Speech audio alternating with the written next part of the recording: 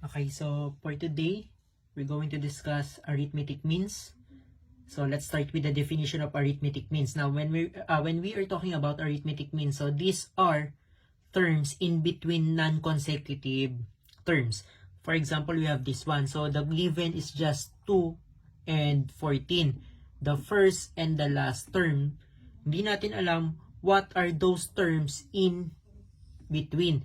So those missing terms in between two non-consecutive terms are what we call arithmetic means. So ito yung process na gagawin natin or yung procedure.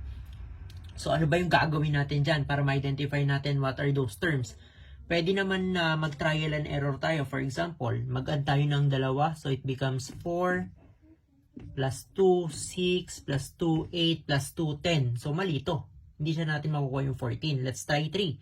So let's try 3. 2 plus 3 is 5. Plus 3 is 8. Plus 3 is 11. Plus 3 is 14. So tama. Ibig sabihin, ang kulang na terms are 5, 8, and 11. But the problem is, paano kapag medyo mahaba na at saka laki yung numbers? So mahirap tayong mag-trial and error. So ang gagawin natin is we're going to make use of a certain procedure, okay, or formula na ibidadarin tayo dun sa easiest way para makuha natin yung mga arithmetic means na yan. Okay, so let's start.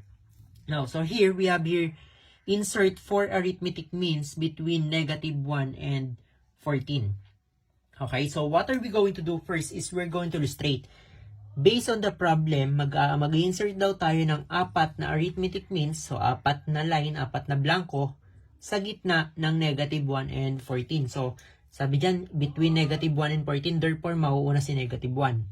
-1, tapos ilagay natin yung 4 na arithmetic means. So, we have 1, 2, 3, 4. Okay, tapos, yung nasa dulo which is 14. Okay, now, so what are we going to do is, we're going to make use of the same formula that we make use dun sa finding the nth term of an arithmetic sequence. Parehas lang. So, we're going to identify first the value of each variable. So, we have here a sub n. Ang value ng a sub n is the last term. Going back to the video, di ba? A sub n is the last term.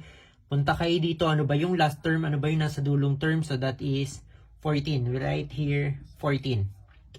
Okay? So, a sub 1. Ano ba yung first term? Punta kayo dito sa illustration. Ang first term ay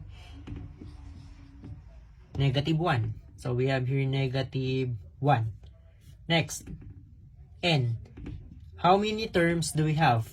N is the number of terms, right? So, bibilangin natin. Once we count, kasama yung arithmetic means na ipinasok natin. So, we have 1, 2, 3, 4, 5, 6. So, the value of n here is 6. Then, finally, let's have the common difference. Can we tell the common difference is?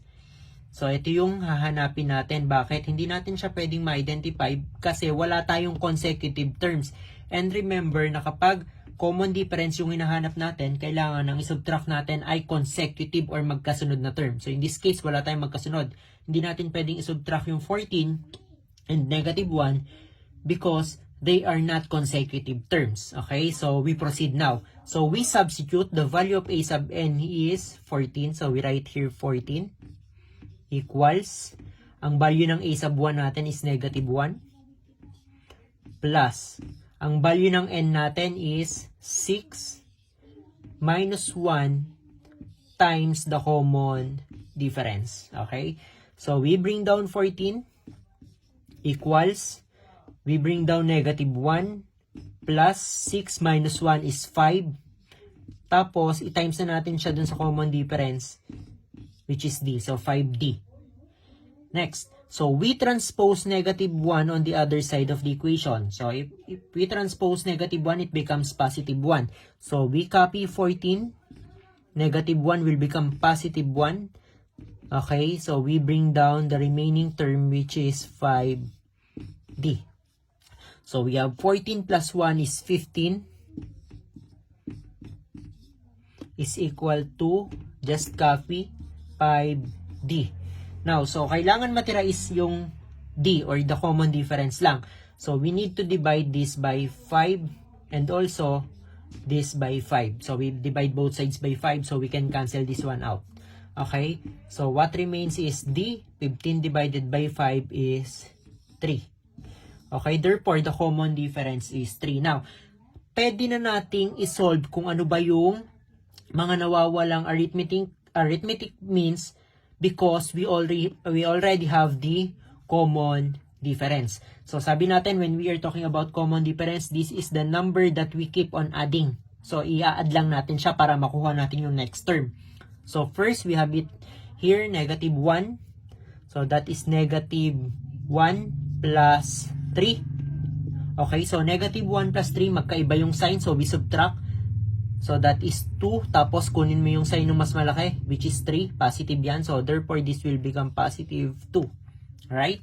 So 2 plus 3 para makuha natin. So i-add lang natin yung common difference na nakuha natin kanina. 2 plus 3, so that is 5. 5 plus 3, so that is 8.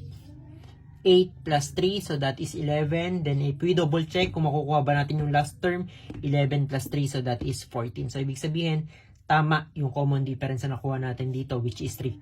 Therefore, the sequence is negative 1, 2, 5, 8, 11, and 14.